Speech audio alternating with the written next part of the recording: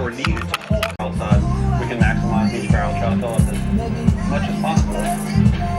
In the summertime, we have to be careful how we fill the barrels. You can't fill them completely to the top because you get so much pressure. Chili mash releases gas as it matures. So fill the barrels too high, and they could explode in the warm summer weather.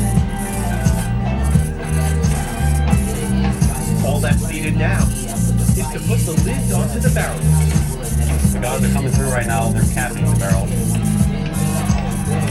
Capping or sealing with steel rings heated by blowtorch to ensure a watertight fit before going into storage. The world over, an estimated 59 million tons of chili from the jalapeno to the poblano are harvested every year. Aptly named Ed Curry owns a chili plantation in Pierce, Arizona, where he harvests hot peppers and cultivates specific types to sell around the world. Well, some of my genes was actually been used in India